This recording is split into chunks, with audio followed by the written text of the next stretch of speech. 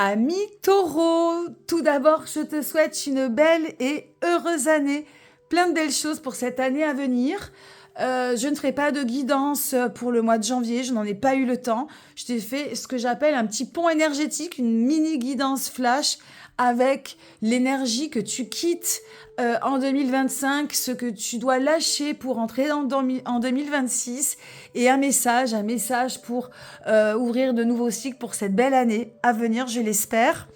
Voilà, trois cartes, trois énergies. J'espère que ça te plaira. Tu prends ce qui résonne, tu laisses le reste, comme d'habitude.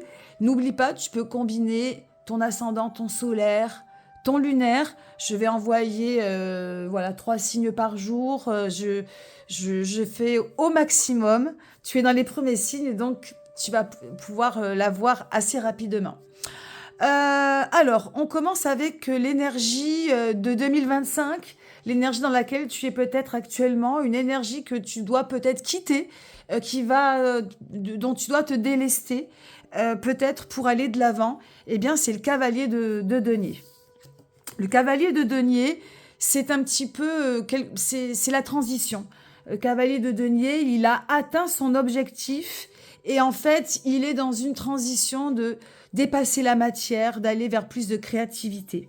C'est ce que tu dois lâcher. Alors, c'est une belle énergie, hein. Mais en fait, ce que j'ai compris dans cette carte, c'est que tu dois quitter la pression de l'objectif. Il y a un objectif, je ne sais pas lequel, je suis taureau, donc j'ai un petit peu réfléchi. J'avais fait une première guidance ce matin et ça m'a pas plu parce que je me suis dit, mais mince, j'ai tellement besoin, j'ai tellement envie de cet objectif. Et en fait, après avoir mûrement réfléchi, je me suis dit, ben non, en fait, la guidance, en tout cas, peut-être qu'il faut pas l'écouter, peut-être qu'elle va te parler, mais il faut quitter la pression de l'objectif. Alors, le thème et la direction de ta lecture, c'est la force. Et en fait, la force ici, c'est de ne rien forcer, de ne pas mettre de pression. Tu vois, plus tu mets de la pression, plus tu mets de l'objectif, et puis plus on n'y arrive pas en fait. Donc pour moi, ce cavalier de denier, c'est pas de baisser les bras sur l'objectif que tu as dans le cœur ou dans la tête, c'est de ne plus y mettre de pression. Parce que tu n'y es pas, qu'il ne faut pas prendre ce chemin de pression et de rapidité. Bon, je laisse infuser. Le but, c'est pas de développer, c'est de te donner comme ça des indications. Alors là, c'est pareil. L'énergie que tu dois lâcher, l'impératrice. J'ai dit, mais non. Alors, pour moi, cette énergie que tu dois lâcher, c'est le paraître.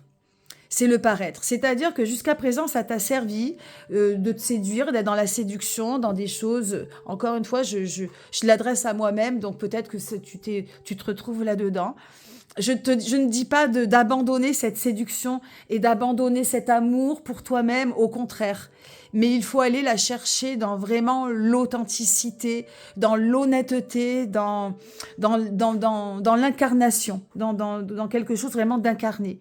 Et peut-être que là, pour les fêtes de Noël, tu as peut-être joué, tu as peut-être fait semblant, tu t'es mis davantage de paillettes. En tout cas, moi, c'est ce que j'ai fait pour étouffer une solitude, pour étouffer un mal-être, pour étouffer quelque chose de triste au fond de toi. Et c'était OK, et ça a fonctionné comme ça. Mais là, pour le mois de janvier, où on rentre dans un mois un peu plus austère, un peu plus sobre, un peu plus triste, on annule le paraître. On lâche le paraître.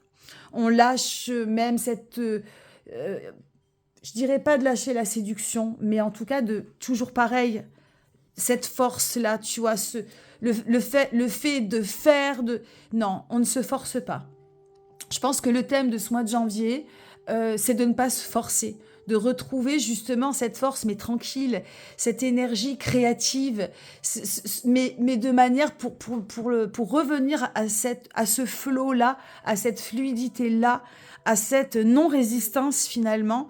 Ben, il va falloir justement travailler le lâcher-prise et de revenir à ta vraie nature, à quelque chose de plus authentique, de plus pur.